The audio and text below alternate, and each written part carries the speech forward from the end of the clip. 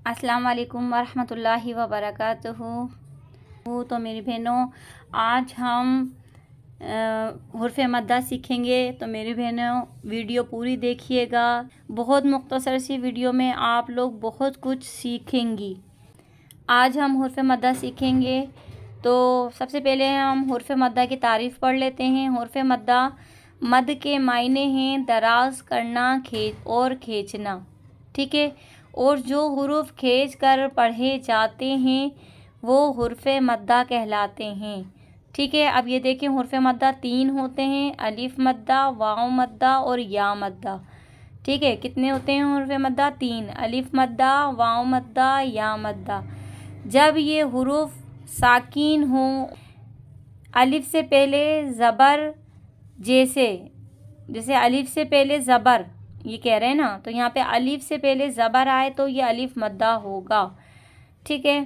तो हम इसको खींच के पढ़ेंगे। हम आइन, अलिफ ज़बर आ, लाम ज़ेली आली, मीम पेश मु, आलिमु। अब इसी तरीके से देखिएगा, अलिफ मद्दा हो गया। अब वाव मद्दा, वाव साकिन से पहले पेश हो। क्या कह रहे हैं? पेश। यहाँ पे क्या कह रहे थे? अलिफ से पहले ज़बर हो, और यहाँ पे क्या कह रहे हैं कि वाव साकिन से पहले पेश हो। ये बात याद रखनी है आपको, ठीक है। वाव साकिन से पहले पेश हो, तो जैसे इन्होंने ये मिसाल दी है कि वाव साकिन है और इससे पहले पेश है, तो हम इसको खींच के पढ़ेंगे रसू, क्योंकि ये वाव मद्दा हो रहा है इसलिए हम इसको खींचेंगे। रसू, लाम दो पेश लुन, रसूलुन, ठीक है। इसी तरीके से याए साकिना से पहले ज़ेर, जैसे आप देखिए ये या है और ये साकिन है, ठीक है। ये कहलाता है या साकिन। या साकिन से पहले हमें अब हमें देखना है ज़ेर। यहाँ पे हम क्या देख रहे थे? ज़बर। यहाँ पे हम क्या देख रहे थे? वाव मद्दा में पेश। अब हम यहाँ पे या मद्दा में क्या देख रहे हैं? ज़ेर, ठीक है। या मद्दा में हमेशा ज़ेर आएगा।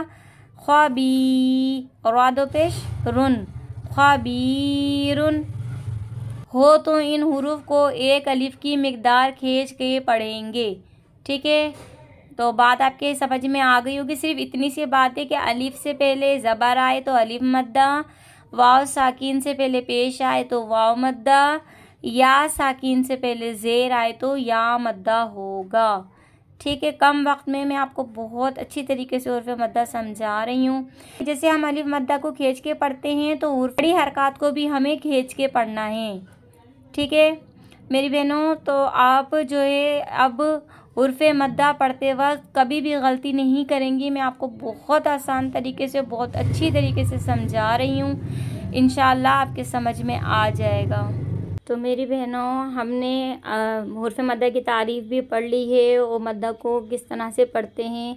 मद्दा को हमेशा एक अलिफ की मिकदार खींच के पढ़ते हैं, ये भी हमने समझ लिया। अब कुछ मिसालें मैं आपको दे रही हूँ। जैसे ये देखें, अलिफ से पहले ज़बर आ रहा है, ठीक है। अगर अलिफ से पहले ज़बर आएगा तो अलिफ मद्दा होगा। और यहाँ पे भी देखिएगा, अलिफ से पहले ज़बर आ रहा है तो यहाँ पे भी अलिफ मद्दा हो रहा है। यहाँ पे भी देखिएगा अलिफ मद्दा आ रहा है, यहाँ पे भी अलिफ मद्दा हो रहा है, क्योंकि अलिफ से पहले हमें सिर्फ ज़बर को देखना है। हुरूफ चाहे कोई से भी आए, सिर्फ हमें ये देखना है कि अलिफ से पहले ज़बर आना चाहिए, ठीक है। अलिफ से पहले ज़बर आए तो अलिफ मद्दा होगा। तो अब हम इसको एक अलिफ की मिकदार खींच के पढ़ेंगे। बा, अलिफ ज़बर बा, ठीक है। एक अलिफ की मिकदार बस इतनी सी होगी, ज़्यादा नहीं होगी। ता, अलिफ ज़बर ता, सा, अलिफ ज़बर सा, हा, अलिफ ज़बर हा, दाल, अलिफ ज़बर दा, ठीक है। बस इतनी सी एक अलिफ की मिकदार खींचना है, हमें ज़्यादा नहीं खींचना। अब हम इसको भी, अब हम देखें, ये पूरे अल्फाज लिखे हुए, ये आधे अल्फाज थे, अब ये पूरे अल्फाज लिखे हुए हैं। कुरान पाक में इसी तरीके से आएगा। हमें ख़ुद पहचानना होगा कि जहाँ हुर्फ़े मद्दा आएगा उधर हमें खींच के पढ़ना है एक अलिफ की मिकदार। तो मेरी बहनों देखिए, यहाँ पे अलिफ मद्दा हो रहा है। ये मैंने यहाँ पे सारी अलिफ मद्दा की मिसालें लिखी हुई हैं, ठीक है। अब यहाँ पे देखिएगा अलिफ मद्दा हो रहा है तो हम इसको खींच के पढ़ेंगे। क़ाफ़, अलिफ ज़बर क़ा, लाम ज़बर ला। अब देखें, ज़बर ज़ेर पेश अगर आता है हुरूफ पर तो हम नहीं खींचते, तो अब हम इसको नहीं खींचेंगे, सिर्फ मद्दा को खींचेंगे। क़ाला, स्वाज़ सी, रॉ, अलिफ ज़बर रॉ, क्योंकि अलिफ से पहले ज़बर आ रहा है, अलिफ मद्दा हो रहा है, इसलिए हम रॉ को खींच रहे हैं। सिरात। अब ये देखिएगा हाज़ा, क्योंकि हुर्फ मद्दा और खड़ी मद्दा, क्योंकि हुर्फ मद्दा जो है जिस तरह से हम खींच के पढ़ते हैं उसी तरह खड़ी हरकत को भी हम खींच के पढ़ते हैं। तो हम खड़ी हरकत को भी एक अलीफ की मिकदार खींच के पढ़ेंगे।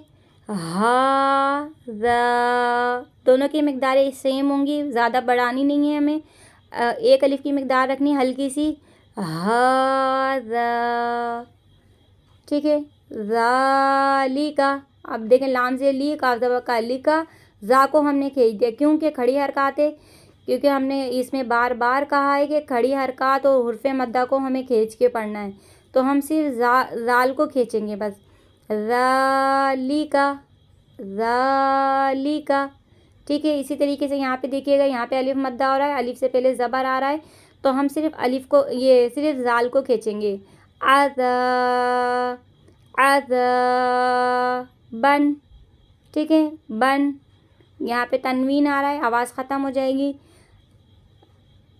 यहाँ पे तनवीन आ रहा है, यहाँ पे साकिन हो जाएगा। आज़ाबन।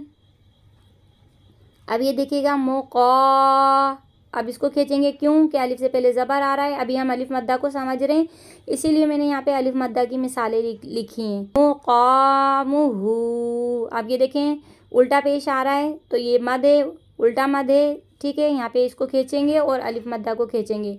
मुक़ामुहु, अब यहाँ पे अलिफ मद्दा को खींचेंगे। सवाबन, सवाबन। अब ये देखिएगा, इसकी मिसाल ये है कि वाव साकीन हो और उससे पहले पेश हो, वाव साकीन हो और उससे पहले पेश हो, ठीक है। यहाँ पे सब पे देखिएगा वाव साकीन है और उससे पहले पेश है, तो हम इसको, ये वाव मद्दा हो रहा है, तो अब हम इसको खींच के पढ़ेंगे। बा वाव पेश बू, एक अलिफ की मिकदार खींचेंगे।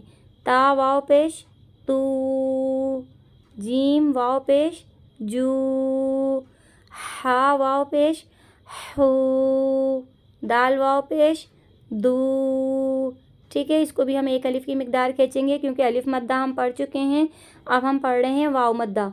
अब यहाँ पे देखिएगा, यहाँ पे अलिफ मद्दा भी है और यहाँ पे वाव मद्दा भी है, तो अब हम इसका मतलब है हमें इसको भी खींच के पढ़ना है और हमें इसको भी खींच के पढ़ना है। तो काफ अलिफ ज़बर का, नून वाव पेश नू, कानू। अब हम इसको खींचेंगे। क़ाफ अलिफ ज़बर क़ा, लाम वाव पेश लू, क़ालू, ठीक है। अलिफ मद्दा और वाव मद्दा को अब हम खींच के पढ़ रहे हैं। ग़ाइन ज़बर ग़ा, फ़ा वाव पेश फ़ू, ग़फ़ू, रा दो ज़बर रन, ग़फ़ूरन, ठीक है। तनवीन के साथ अलिफ और या आते हैं, तनवीन के साथ जब भी अलिफ और या आएंगे तो उसको नहीं पढ़ना, ठीक है। ये बात आप याद रखिएगा। अब हमने यहाँ पे अलिफ मद्दा भी सीख लिया, वाव मद्दा भी सीख लिया। यहाँ पे भी देखिएगा वाव मद्दा है महफूज़िन, ठीक है। यहाँ पे वाव मद्दा है इसलिए हमने इसको खींच के पढ़ा महफूज़िन, एक अलिफ की मिकदार खींचा है इसको। अभी देखिए यहाँ पे भी वाव मद्दा हो रहा है, तो हम इसको खींचेंगे रसूलिन, ठीक है। यहाँ पे भी देखिएगा वाव मद्दा हो रहा है। नूरिही, नूरिही, ठीक है मेरी बहनों। तो आपको अलिफ मद्दा और वाव मद्दा बहुत अच्छी तरीके से समझ आ गया होगा। जब भी कुरान पाक में अलिफ मद्दा वाव मद्दा आएगा तो अब आप आराम से खींच के पढ़ सकती हैं। चलिए अब हम या मद्दा सीखते हैं। ये देखिए मेरी बहनों, यहाँ पे मैंने या की मिसालें लिख दी हैं आपकी आसानी के लिए। या ज़ेर बी, अब हमें देखें यहाँ पे देखना है या का साकिन होना लाजमी है, ठीक है। जैसे वहाँ पे अलिफ साकिन था और वाव मद्दा में वाव साकिन था, अब यहाँ पे देखिएगा या साकिन, ठीक है। या के ऊपर ये दाल का निशान होगा और ये या साकिन होगा, या साकिन से पहले ज़ेर होगा तो ये या मद्दा होगा, तो इसका मतलब है अब हमें इसको खींच के पढ़ना है। बा या ज़ेर बी, ठीक है। इसको भी एक अलिफ की मिकदार खींचना है। ता या ज़ेर ती, सा या ज़ेर सी, जीम या ज़ेर जी। ये मैंने छोटी छोटी सी मिसाल लिखी थी, अब ये मैंने पूरे पूरे अल्फाज लिखे हैं आप लोगों की आसानी के लिए, ताकि मैं आपको बहुत अच्छी तरीके से समझा सकूं, ठीक है। अब देखें नूही ही। अब यहाँ पे देखें वाव मद्दा, या मद्दा और ये खड़ी मद्दा, ठीक है, तीनों मद्दा हैं। तो अब हम इसका मतलब है कि हमें यहाँ पे इन तीनों को खींचना है। मतलब है अब हमें वाव मद्दा को भी खींचना है, या मद्दा को भी खींचना है और खड़ी मद्दा को भी खींचना है। तो अब हम इन तीनों को खींच के पढ़ेंगे, ठीक है। अब यहाँ पे देखिएगा आइन याजे ई, सीन खड़ा ज़बर सा, ठीक है, सीन खड़ा ज़बर सा। यहाँ पे खड़ा ज़बर है, ये थोड़ा सा मिट गया है मेरे से।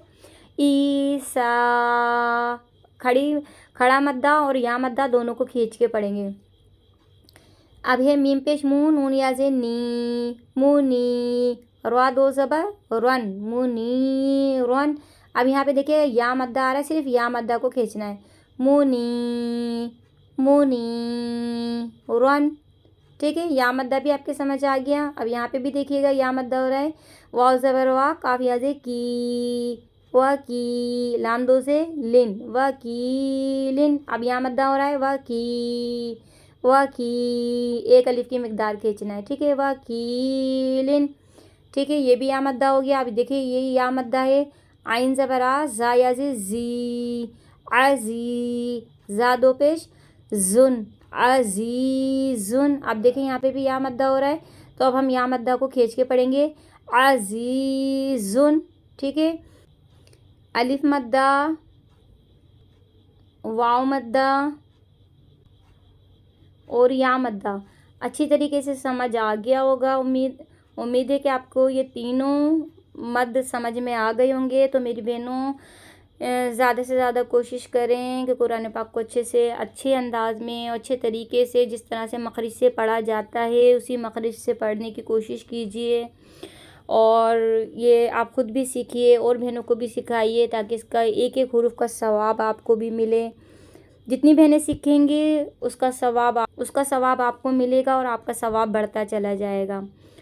तो अब आइंदा जब भी कुरान पाक पढ़ें तो हुरूफ मद्दा को हमेशा एक अलिफ की मिकदार खींच के पढ़िएगा। ये मैंने बहुत शॉर्ट वीडियो बनाई है, आप पूरी देखिएगा और समझने की कोशिश कीजिएगा और इसी तरीके से पढ़ने की भी कोशिश करेंगे इंशाअल्लाह। तो जल्द दुआओं में याद रखिएगा, अपना बहुत सा ख्याल रखिएगा। अल्लाह हाफिज़।